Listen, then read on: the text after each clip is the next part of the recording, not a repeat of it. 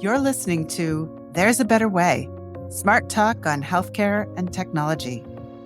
If you're up for energizing and story-driven conversations with national healthcare leaders driving industry innovation across the country, then you are in the right place. Today's episode is about ambition. But this is not naked ambition. It's not about money or power or fame. It's not that kind of ambition. This is the ambition of setting and pursuing world-changing goals. Of moonshots, in other words. Like the moonshot of winning the war against cancer. On the podcast this season, we've been talking about helping healthcare heal itself. And one of the ways we do that is through moonshots like this. Our guest today is Catharine Young, a Ph.D. in biomedical sciences and a biomedical engineer by training. She works as the Assistant Director for Cancer Moonshot Policy and International Engagement at the White House under President Biden. Today, as part of looking at the government's role in healing healthcare, we'll hear from Catharine about the goal of the Cancer Moonshot. And it's a really big goal. We'll see. But big goals are intrinsic to healthcare.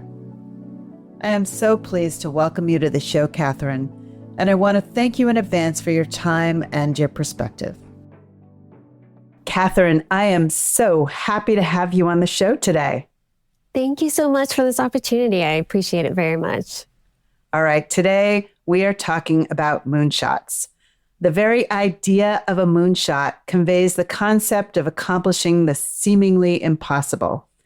When we say moonshot, most of us think about President Kennedy's famous speech at my husband's alma mater, Rice University, when he encouraged us to shoot for the moon back in 1962.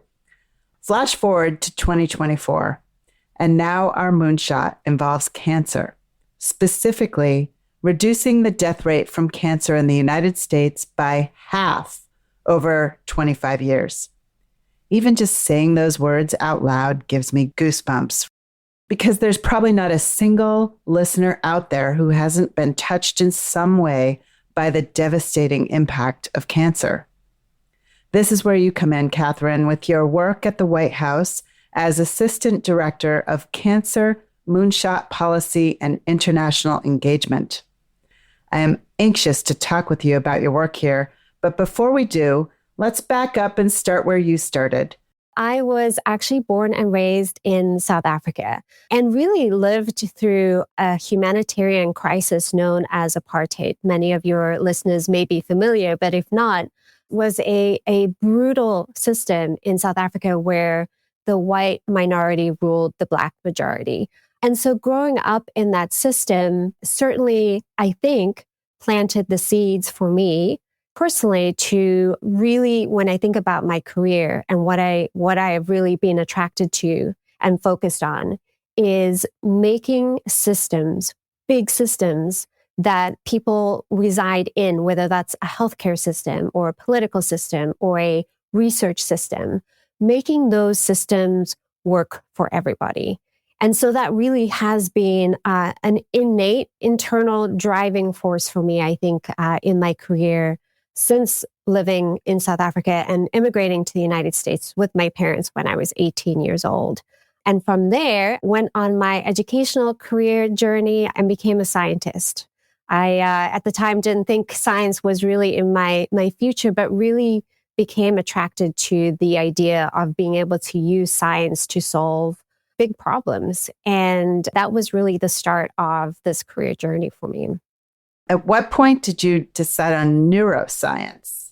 You know, when you think about the body, to me, the brain is the most fascinating thing, especially when we think about the fact that the brain really is what controls everything about us, from the way that we think and make decisions to the way that we move. And also the most fascinating thing to me about the brain was the fact that the more that we learn, the less we know, because it is so incredibly complex. And I think that was really something that drew me to the brain. You also spent time working in rare cancers and policy reform, awareness of rare cancers. Can you talk about that? Absolutely. You know, when we think about systems and how systems have failed many people, I can think of no other community really that I have been involved in that has been failed the most by our systems than the rare cancer communities. And I think this can be actually extended to most rare diseases in general.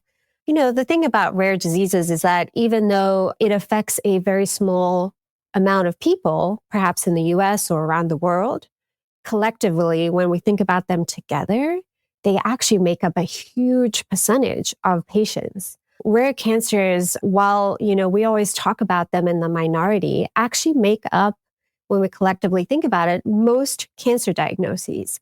And when we think about the resources and the tools available, the therapeutics that are being developed available for patients who get diagnosed with a rare cancer, many times there are none.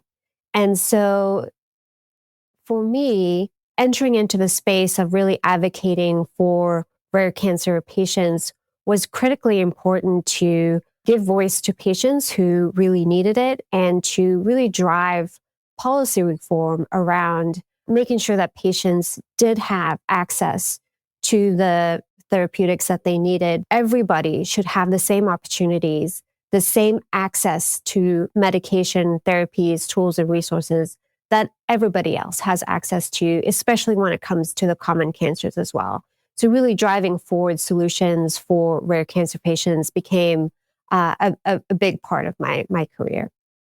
We are going to come back to that and we're going to put all this together for sure. But I want to go on to some other things that you've done because these all lay the foundation for what you're doing today.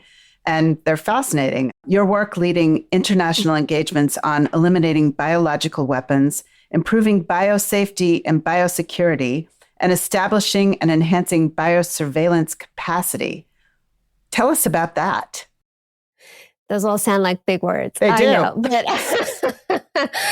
you know, I had a really fascinating opportunity as a scientist to enter into the government through a fellowship called the American Association for the Advancement of Science, or AAAS, which provides scientists who have a PhD or medical doctors who have MDs the opportunity to immerse themselves in a government agency and learn the policy process. And at the same time, the agency in return gets a scientist to work for them. And so it's a really amazing win-win opportunity. For me as a neuroscientist, I was placed at the Department of Defense. Now, you know, a typical career path for a neuroscientist does not normally end up in the Department of Defense. I would imagine not. And so it created this just incredible learning opportunity to understand how not only how a huge government agency like the Department of Defense operates, but also how it works together with other agencies and really with other countries to, again, to this point of solving really big problems. And during this time while I was there, we had another outbreak of a pandemic, which you might remember, which was the Ebola outbreak many years ago, which was terrifying at the moment, at that particular moment.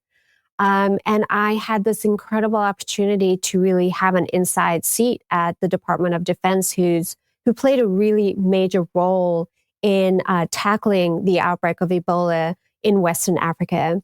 I got to travel to Liberia, actually see the response of the country and the ally countries helping them at that time to really try and mitigate Ebola in the best way possible and to serve the people in Western Africa as effectively and quickly as possible.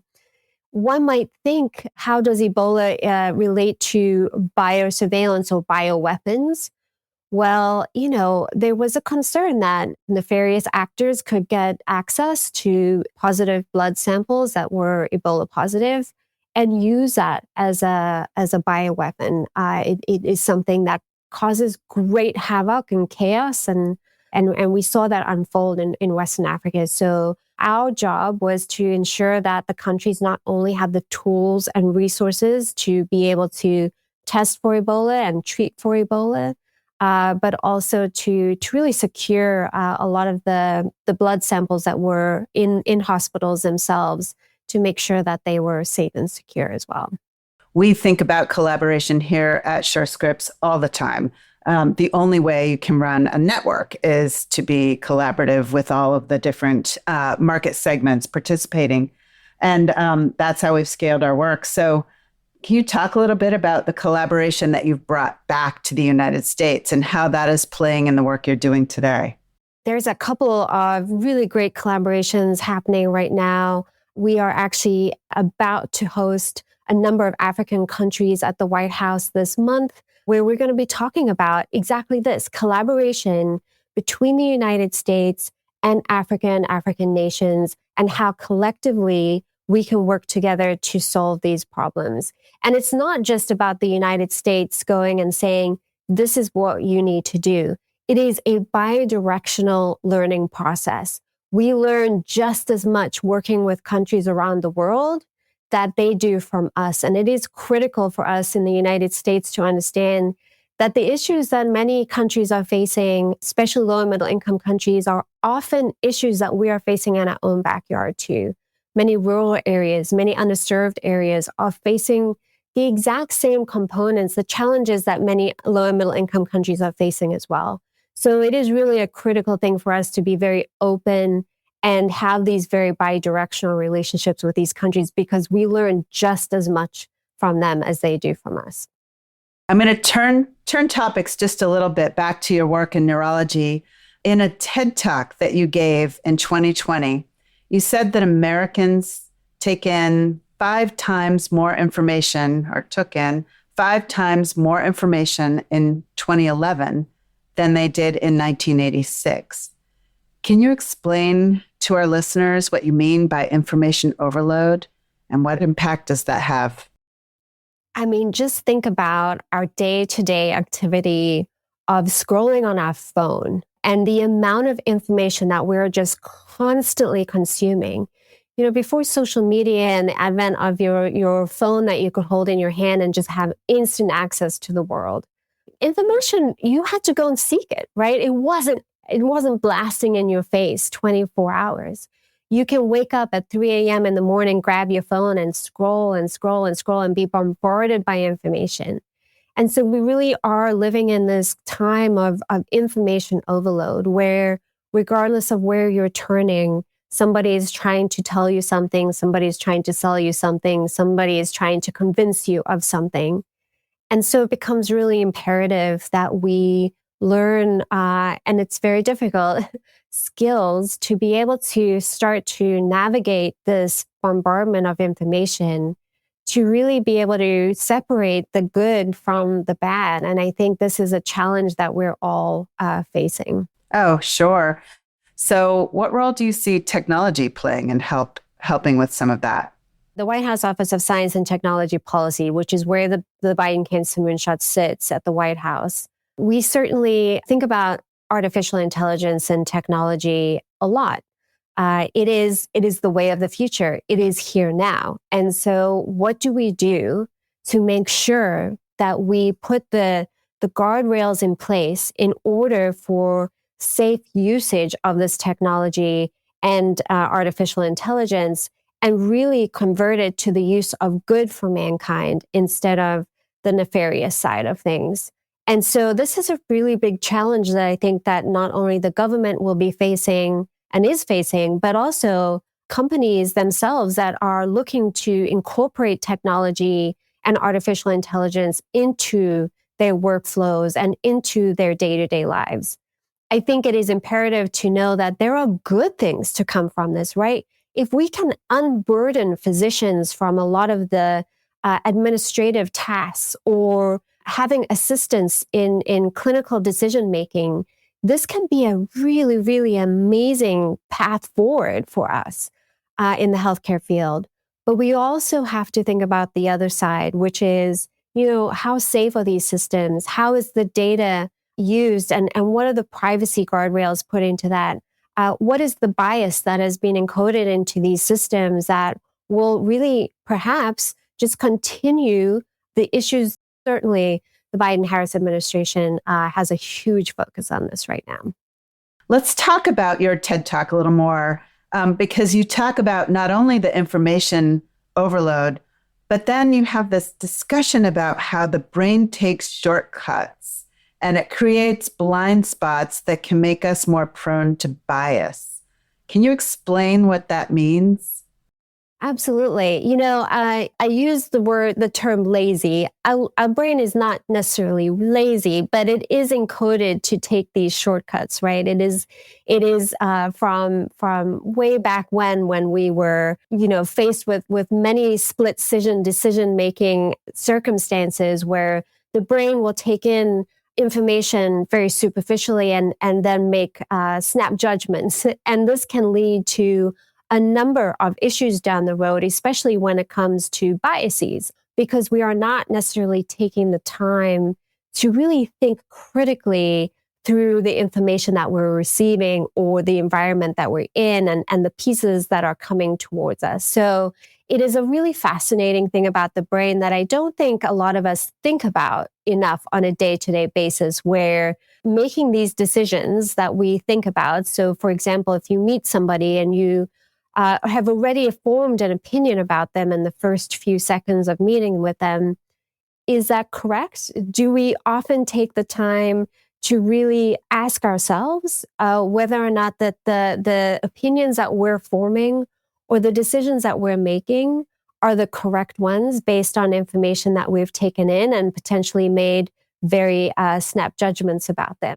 Sure, sure. And the reason we're talking about all this is when we're talking about healthcare, it's all about information. Information we get, information our doctors get, information, right? And so being able to sift through it quickly, being able to do it without bias to the extent possible. And then you talk about the cultural challenges. You talked about an experience of fighting Ebola in Liberia with the U.S. Department of Defense. I'd love for you to share that. Yeah, absolutely. One of the reasons why Ebola spread so quickly in Africa and around the world was because of cultural traditions. In certain places in Africa, people would lay with their deceased family members in very close contact because that is the tradition. And not having the information in terms of how Ebola spread, really those kind of traditional behaviors really accelerated in some instances the spread of Ebola. And so it is a really fascinating thing when we think about when we do think about these complex global challenges, is to take the cultural and traditional aspects into consideration. It is why it is so important when we work with other countries that we don't just come in with our own viewpoints of having lived here in the United States, a first world country, with our own traditions and cultures, and assume that everybody else is going to be in the same operating system. And so taking the time to understand what other things and other components really build upon certain aspects, particularly as it relates to culture, is a very critical component when you're working with international partners as well. And of course, with the spread of Ebola, that played a really critical piece to that as well. Let's shift to your focus on cancer. You've talked about that you are fascinated with and focused on solving really big problems. And it just makes me think, wow, cancer is one big complicated area to put that passion to work. That's my view of why you might have picked cancer. But talk about how cancer became so much of your focus. Yeah, absolutely. Well, cancer is not, we have one word to describe cancer, and that is cancer. But cancer actually comprises of hundreds of different discrete diseases. And so when we think about tackling cancer, and I think this is why when people think about why have we not made enough progress against cancer, which we have, but not enough, right? And that is part of the reason, is because it is so complicated. The body can react in so many different ways. Cancer can be in any different type of body part, and it is always and could be different so that the treatments and the therapeutics that need to be developed have to be very targeted. And that can take a lot of time, effort, and money. And so, yes, when I think about cancer and how I eventually ended up here, I think that is part of it, right? It is a disease that touches all of us. I don't think there is a single person listening to your podcast that hasn't been touched by cancer in some capacity, whether that is personally, whether that is your own family member, a loved one, a friend, a neighbor. We all are touched by cancer in some capacity. And I think that is another thing that really has drawn me to this work, is that when we think about mission-driven work, this to me really fulfills that, because I know that the work that we do every day at the Biden Cancer Moonshot will have impact around the world in some capacity. Mission driven, listen to these numbers. I mean, you set the Biden Cancer Moonshot, we said earlier, has set the goal of slashing the death rate from cancer in the US by half, over 50% over 25 years. That could save 4 million lives. And as you say, the numbers represent real people, parents, loved ones, children, all looking for more time together.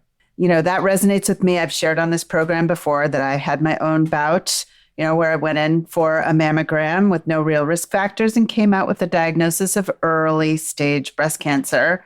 I'm very lucky. We caught it early. I do volunteer work now with the Brem Foundation to promote early detection of breast cancer to help save lives. I would imagine that early detection of any cancer is high on the list for the Cancer Moonshot, right? Absolutely. I think when we think about some of the top priorities for the Cancer Moonshot, you just hit on two of them. First of all, screening. During the COVID pandemic, the Americans lost 10 million screens for cancer during that time period.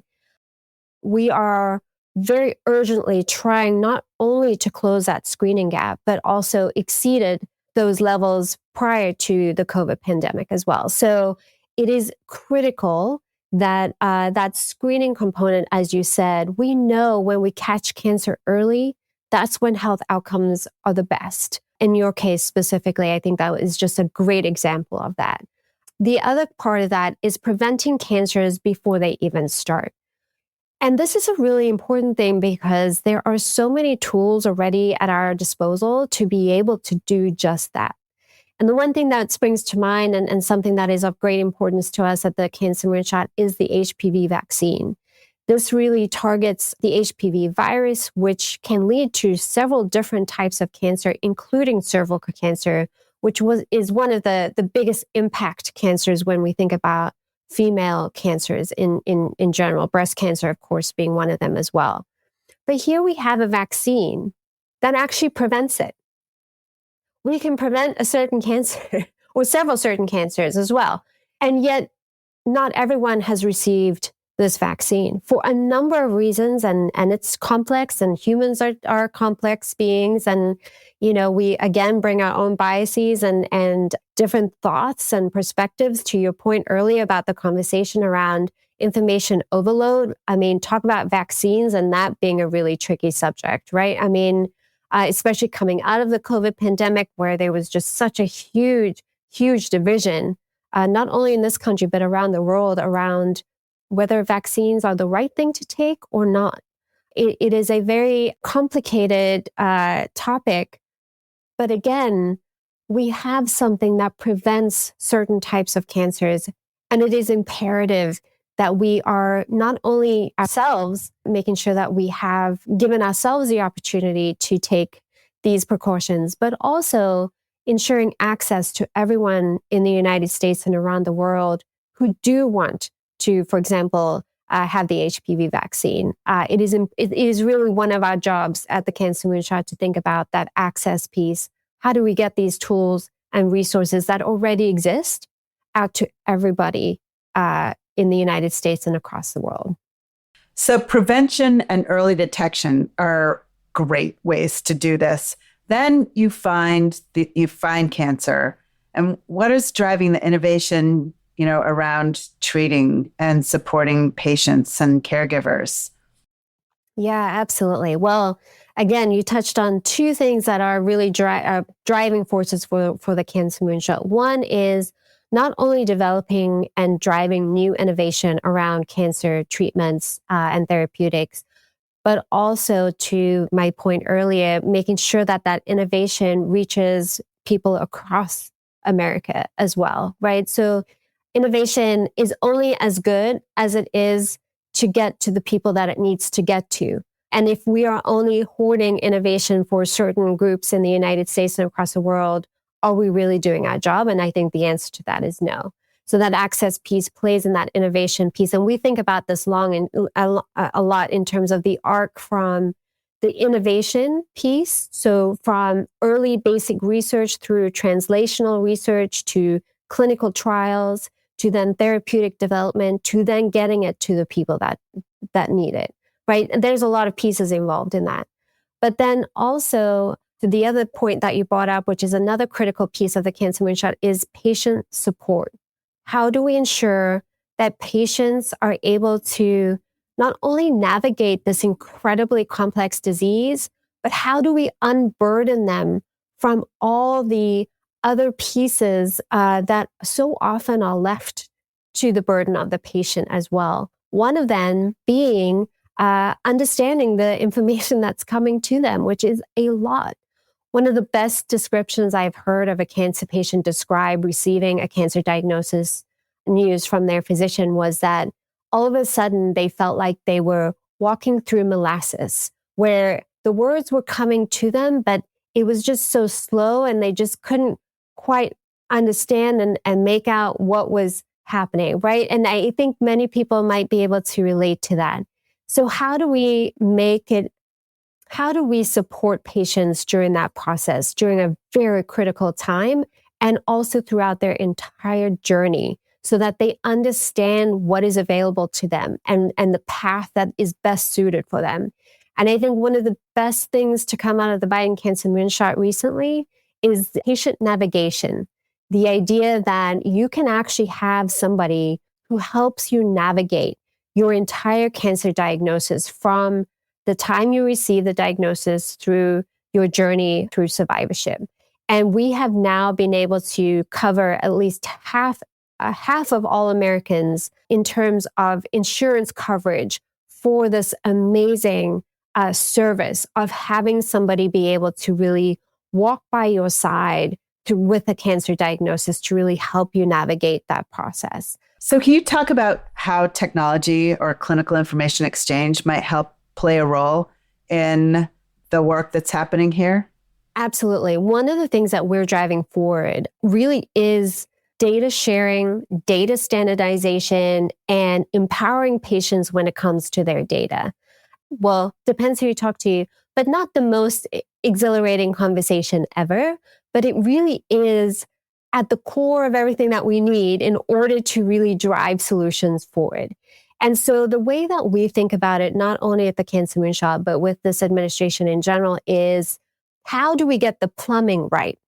How do we make sure that the information that is exchanged maybe between cancer research, a cancer center and a research center, how do we make sure that the language is the same so that we can capture the things consistently that we need in order to be able to identify new solutions or identify trends? So that language needs to be the same as well. And then how do we empower patients? How do we make sure that the patients are really in the driving seat of their treatments, making sure that they are the ones understanding the data at their fingertips, but also having control of their own data, whether they want their medical records sent somewhere else or whether they want to be able to provide their own medical records and data for research purposes, which can sometimes be a very challenging pathway as well. So really trying to remove all those obstacles to ensure a very expedient and obstacle-free pathway for data to travel easily, but also be protected in the ways that it needs to protect the patient is a very critical component when we think about new and novel solutions for patients, whether that's the therapies coming out or whether that's through the clinical trial data that's coming out.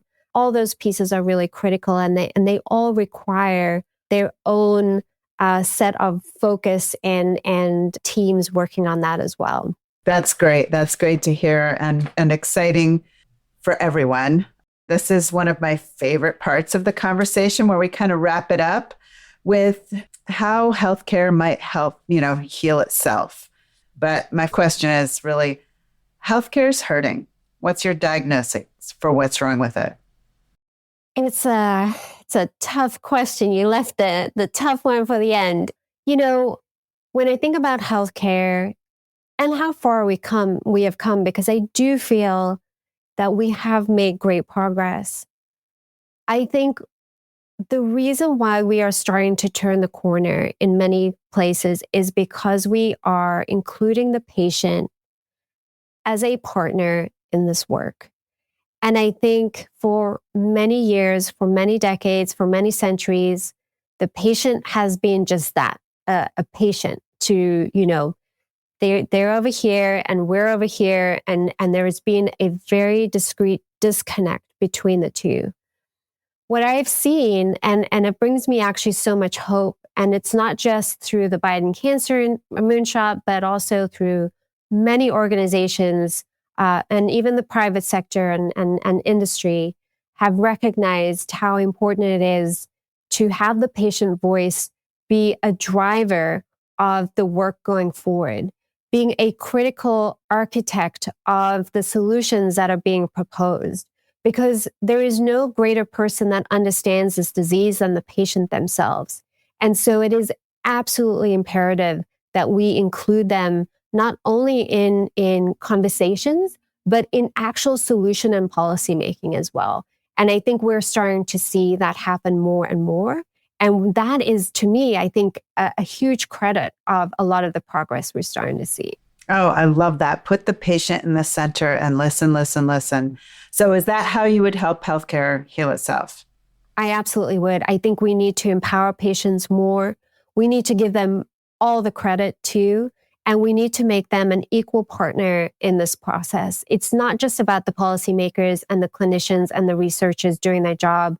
It is about bringing us all together, and that has to include the patient voice as well. Right, right. And then just on the government side, what's the ideal role for government in helping healthcare heal itself?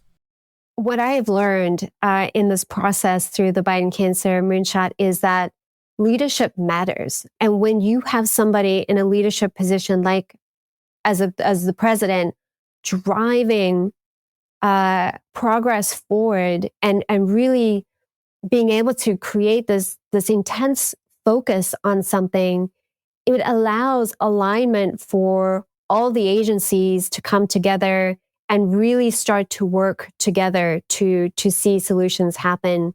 One of the things that the president did is create for the first time a cancer cabinet, which brings together over 25 different departments and agencies.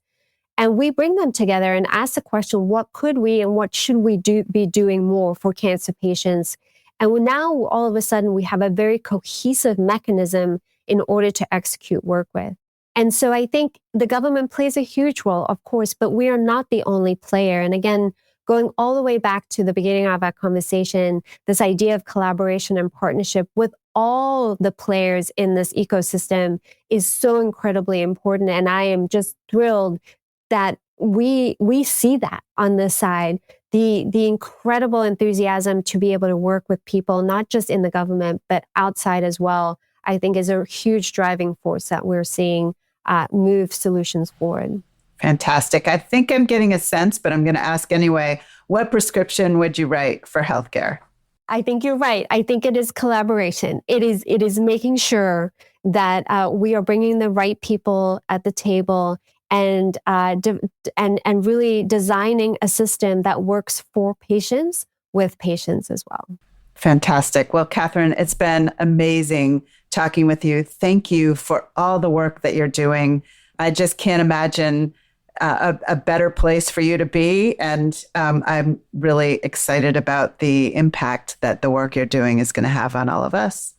Well, thank you so much. And I so appreciate the opportunity to talk with you today. It's been great. Thank you.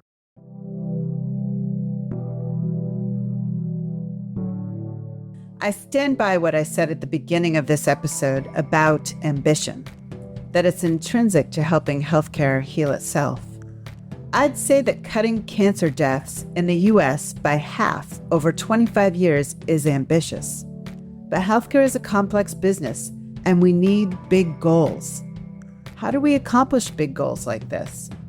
Here's how Catharine boiled it down. When it comes to fighting cancer and other serious conditions, prevention and screening top the list of priorities. So do innovation, access, and information sharing. And when it comes to information, Catharine talked about the future of technology and how it can help address information overload.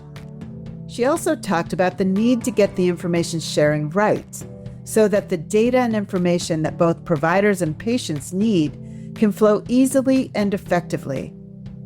And with the information overload of our modern digital age, it must be the right information at the right time and place. So how do we help healthcare heal itself? What would Catharine's prescription be? Her prescription is collaboration, and it's about putting the patient at the front and center and listening, really listening. Thank you so much for talking with us, Catharine. It was a real pleasure. Thanks for inspiring me and for inspiring our audience. And best of luck to you in all the moonshots you take in your life and in your career. Thank you for listening in today. If you've enjoyed this podcast, please rate, subscribe, and review. There's a better way. Smart talk on healthcare and technology. With your help, we'll be able to continue to bring great conversations to the fore and to the wider listening public. Thank you.